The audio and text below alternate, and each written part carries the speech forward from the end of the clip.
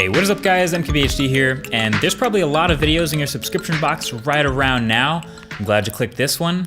This one will be a little different. This is your official unboxing of the Google Pixel 2 and the Google Pixel 2 XL retail packaging. So by the time you're seeing this video, I've already had a Pixel 2 for around a week, and I'm putting together the full review right now, literally as you're watching this, but I did want to give you guys a few quick thoughts as I'm finishing testing. So obviously we can get these first impressions in the crowded hands-on area. That was a little while ago, but seeing the phone again in your own hands is always a little bit of a different experience. So you can see everything here that comes in the box for both Pixel 2 and Pixel 2 XL, wall adapter, USB-C cables, 2017 smartphone starter kit dongle, the whole deal.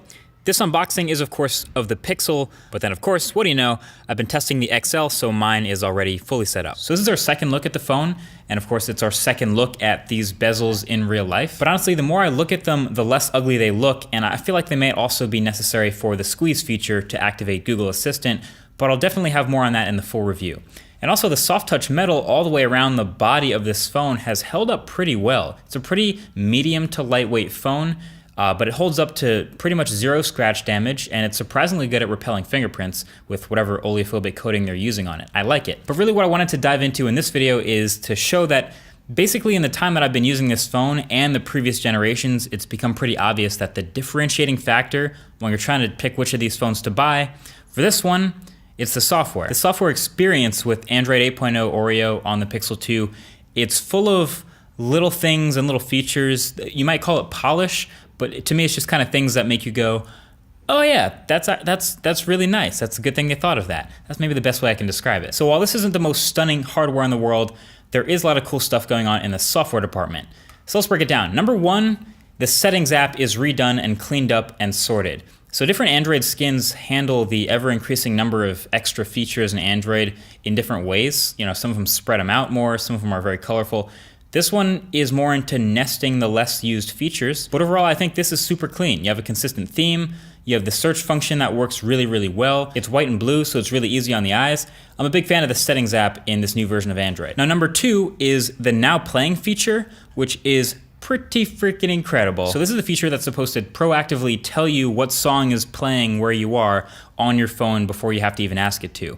It works most of the time, not all the time, but a lot of the times when you'd experience that sort of a desire to know what song's playing, when you're in like a coffee shop or in some place where music is playing, it's usually a pretty popular song, and that's why it works often. But it's using the always-on mics on this phone, and it's using Pixel's ambient services to pull from a pool of tens of thousands of songs, which doesn't sound like much, but that's usually enough based on, like we said, where you're hearing these songs. But basically when it does recognize one of the songs you're listening to, it works as advertised. It shows up on your lock screen. You can drag down your notifications and actually click on that song that it's identified for you and maybe play it on YouTube or add it to a Spotify playlist, whatever you want to do with it. It's pretty solid. The only downside was I did get rickrolled recently. I know you're judging me for that, but it was actually way funnier like 3 minutes later when I saw Never Gonna Give You Up on my lock screen.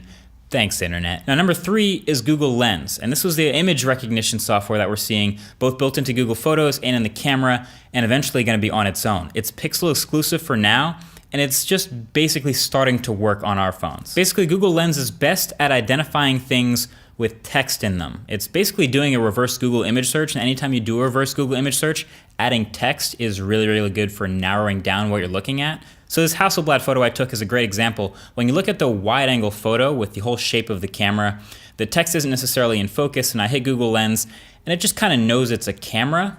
But when I do a second close-up photo where you can see the text Hasselblad is more in focus, Google Lens definitely recognizes that text and adds it to its search, and it's more able to properly identify what it's looking at by adding that. So overall, I didn't go out of my way to use Google Lens that much, but when I did, it was really cool to see. It didn't really approach me the way something like the Now Playing feature did. It just kind of appeared in my face.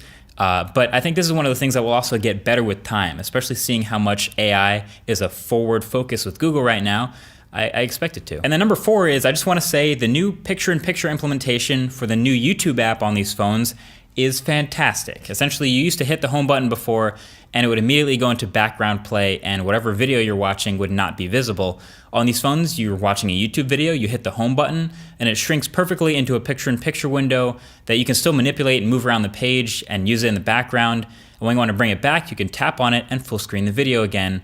I think it's great. And then number 5, the wallpapers. Yes, the wallpapers on this phone are super dope. Normally I use an app called Backdrops. If a lot of you have been wondering where some of the backgrounds on my phones have been coming from lately, that's the app I usually get them from. Those are the still static photos, but these are different. Remember live wallpapers way back in the day on Android where you used to be able to like touch them to interact with them? When they were brand new, they were a little resource intensive. You know, the powerful phones could get away with running them in the background, but not everyone could do it.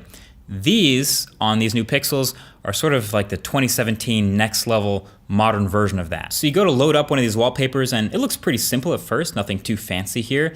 But if you look closely on this one, check out the cars driving on that road down there under the clouds. These tiny little moving objects, still going at a high frame rate, barely noticeable unless you're actually looking at them.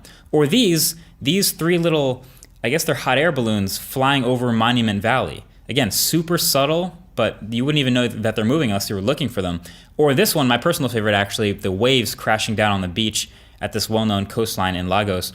These are sweet, and good news with this part is they aren't Pixel exclusive technically. They've already been ported out. So I'll leave a link right below that like button to get these and put them on your own Android phone if you want them right now. But yeah, there's way more stuff I have to share with everything from like the little things like notifications improvements on this phone or the stabilization in the video camera, all the way up to long-term battery life and performance. All of this will be in the full review. And I know I just did a video on DxOMark, but the claim for best camera in any smartphone, yeah, that also does hold up here. So there's a lot to unpack. Expect a full review in a couple days, a little bit down the road, but this has been fun for the first impressions and the unboxing.